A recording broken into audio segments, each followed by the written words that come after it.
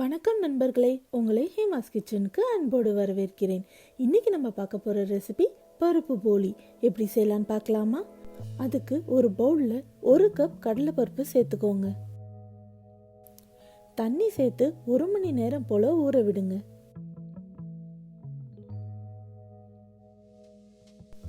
ஒரு பவுலில் 2 கப் மைதா மாவை சேர்த்துக்கோங்க. கூடவே தேவையான அளவு உப்பு, 1/2 டேபிள் ஸ்பூன் மஞ்சள் தூள் எல்லாத்தையும் சேர்த்து நல்லா மிக்ஸ் பண்ணி வச்சுக்கோங்க. தேவையான அளவு தண்ணி சேர்த்து மாவை நல்லா பிசைஞ்சு வச்சுக்கோங்க.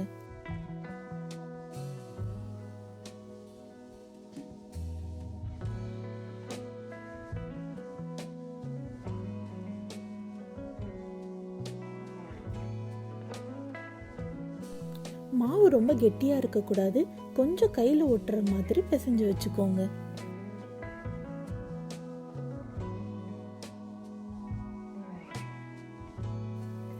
மாவில் 2 டேபிள் ஸ்பூன் எண்ணெய் சேர்த்து நல்லா எல்லா பக்கமும் படுற மாதிரி தடவி வச்சுக்கோங்க.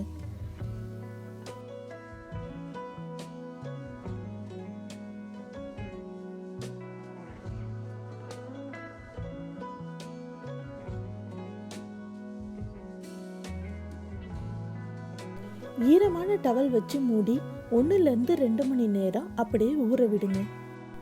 நம்ம ஊற வச்சிருந்த கடலை பருப்பை கொதிக்கிற தண்ணியில சேர்த்துக்கோங்க.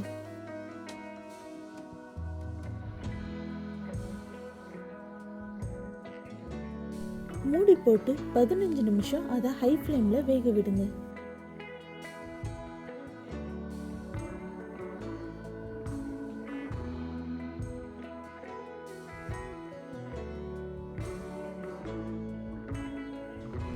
கடலைப்பருப்பு ரொம்ப குழைய விட்டுறாம கரெக்டான பதத்துக்கு வேக வச்சு எடுத்துக்கோங்க.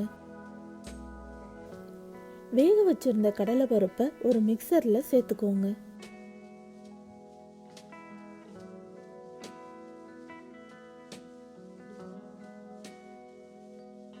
ஒரு கப் பொடி பண்ண வெல்லத்தையும் அது கூட சேர்த்துக்கோங்க.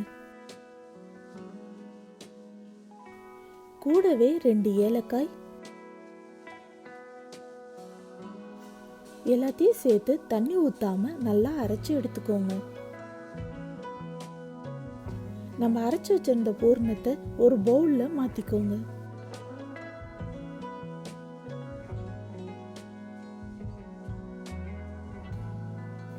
அது கூட 1/2 கப் துருவின தேங்காய்,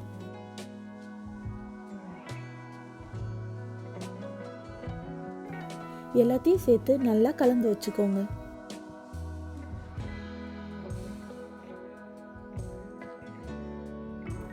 பூர்ணம் எல்லாத்தையும் ஒரு சின்ன லெமன் சைஸ் பாலா உருட்டி எடுத்து வச்சுக்கோங்க.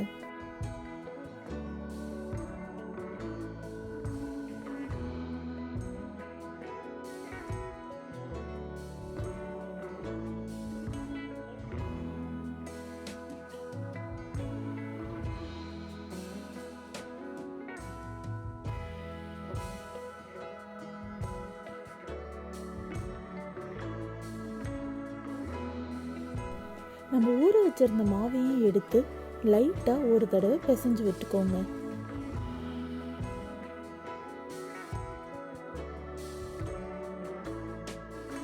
அந்த மாவையும் ஒரு சின்ன சின்ன பாலா உருட்டி எடுத்து வச்சுக்கோங்க.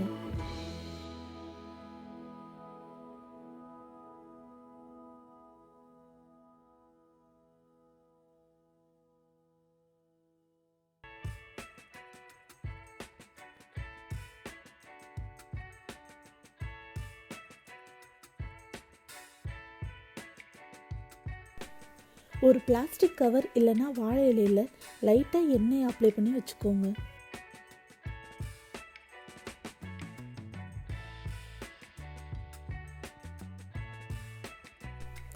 மாவை எடுத்து லைட்டா விரிச்சு விட்டுக்கோங்க.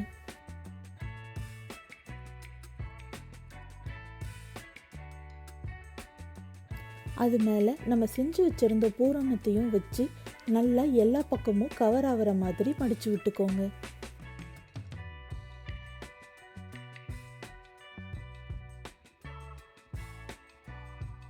கவர் பண்ணது போக மீதி மாவு இருந்துச்சுன்னா அதை எடுத்துருங்க.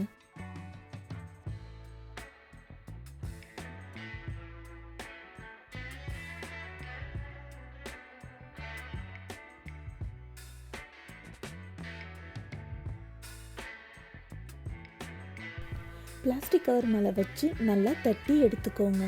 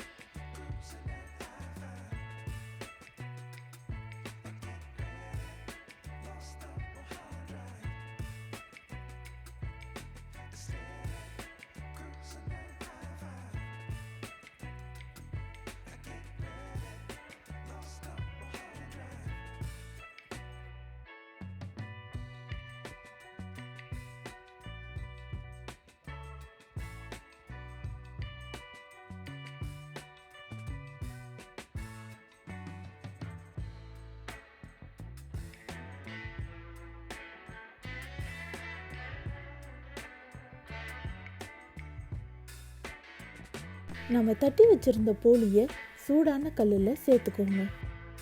கூட தேவையான அளவு நெய் சேர்த்து நல்லா வேக வச்சு எடுத்துக்கோங்க.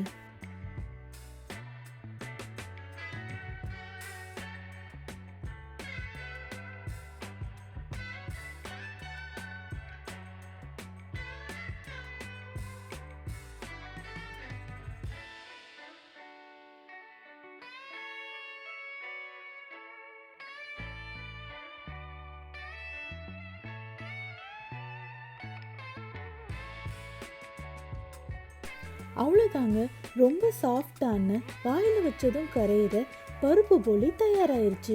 இந்த ரெசிபியை நீங்களும் உங்கள் வீட்டில் ட்ரை பண்ணி பாருங்கள். இந்த ரெசிபி உங்களுக்கு பிடிச்சிருந்துச்சுன்னா என் சேனலை சப்ஸ்கிரைப் பண்ணுங்கள். இந்த வீடியோ உங்களுக்கு பிடிச்சிருந்துச்சுன்னா லைக் பண்ணுங்கள், ஷேர் பண்ணுங்கள், கமெண்ட் பண்ணுங்கள். பாய்.